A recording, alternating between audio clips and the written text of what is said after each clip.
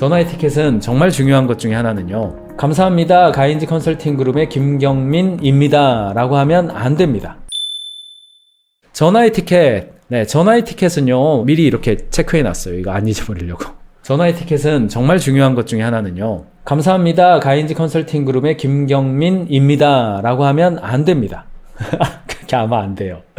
감사합니다. 가인지 컨설팅 그룹의 김경민 대표입니다. 라고 해야 돼요. 왜 그렇습니까? 상대가 불러줄 이름을 해야 돼요. 김경민입니다. 그러면 아, 네. 김경민님, 김경민씨, 김경민 선생님, 김경민 뭐라고 불러야 되는 겁니까?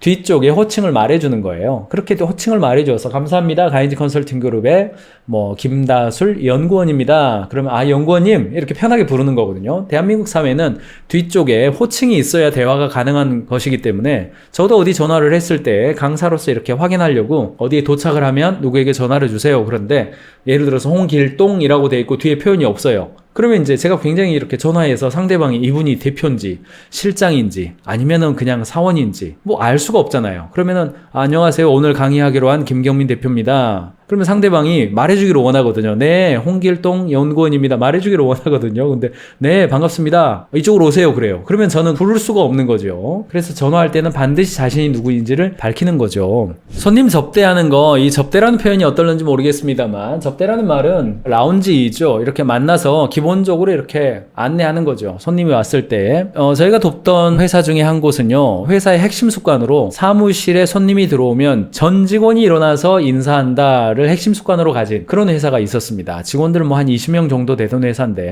그러니까 사무실 공간이 이렇게 확 튀어져 있고요. 입구에 들어가면 전 직원이 눈에 그냥 다 들어오는 그런 공간이었어요. 그러니까 가능하기도 했겠습니다만 처음에는 좀 어색했는데 그 회사 방문할수록 너무나 이렇게 환영받는 느낌도 들고 직원들이 하기 싫은 표정이 아니라 정말 진심으로 하더라고요. 그래서 굉장히 그 회사에 대한 우호적인 감정을 제가 느꼈습니다. 이렇게 아, 반갑습니다. 어서 오세요. 가까운 사람이 와서 어떤 일로 오셨어요? 아, 이쪽으로 오세요. 이렇게 안내해주는 거 굉장히 반가웠습니다.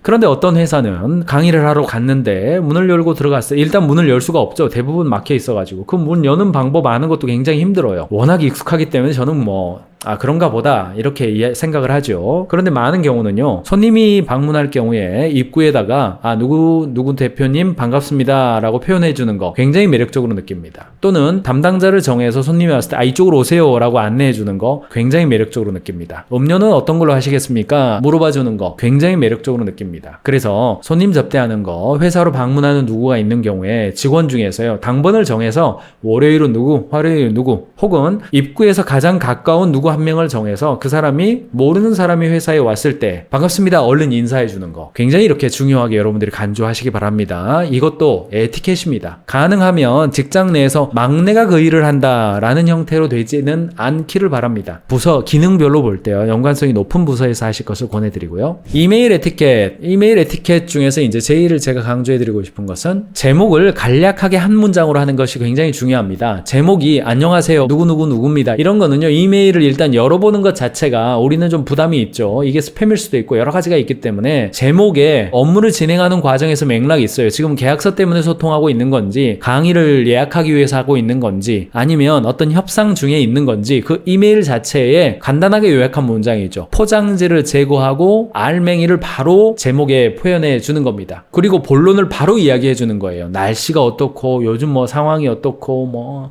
두루두루 잘 되시기를 원하고 이런 이야기보다는 바로 다이렉트로 결론을 말해주기를 원하는 것이 비즈니스이죠. 그리고 이제 후반부에 추가적으로 더 하실 수 있는 이야기들을 할 수 있을 겁니다. 이메일을 받는 경우에도 마찬가지인데 이메일은요. 받았는지 안 받았는지 상대방이 알 수가 없잖아요. 그래서 이메일을 받았다. 그러면 얼른 이메일 잘 받았습니다. 언제까지 제가 회신해 드리겠습니다. 라고 얘기하는 겁니다. 또한 이메일을 쓸 때에는요. 주제가 여러 개가 하나의 이메일 안에 담겨져 있으면 굉장히 좀 어렵습니다. 그래서 이메일 한번 보낼 때에 원 어젠다 원 이메일의 원칙 어젠다가 3개다. 그러면 이메일을 나누어서 보내는 것이 지혜로운 일이죠. 에티켓입니다. 메신저, 스카이프, 카톡, 라인, 페이스북, 위챗, 잔디 이런 것들 있죠. 회사 내에서 메신저 에티켓 지키는 거 6시 이후에 업무톡 하지 말자 이런 회사도 있고요. 일반적으로는 저녁 10시 이후에는 하지 않는다. 아침 몇 시 이전에는 하지 않는다. 잠자는 시간에는 하지 않는다. 이런 게 이제 오늘날의 메신저 에티켓인데 업무에 대한 소통이 있죠. 업무에 대한 소통은 가능한 퇴근 시간 이후 이럴 때는 업무에 대한 소통은 하지 않고 긴급한 필요가 있거나 아니면은 뭐 간단한 토크 있죠. 오늘 저녁에 우리 월드컵 우리가 이겼으면 좋겠어요. 누구네가 오늘 저녁에 어떤 뭐 좋은 일이 있었습니다. 방금 뭐 연락이 왔습니다. 아, 좋네요. 반갑습니다. 축하합니다. 이런 이야기들 그런 거 할 수가 있겠죠. 그렇다 하더라도 잠자는 것으로 여겨지는 시간대에는 하지 않는 것. 정치 이야기, 유머 이야기,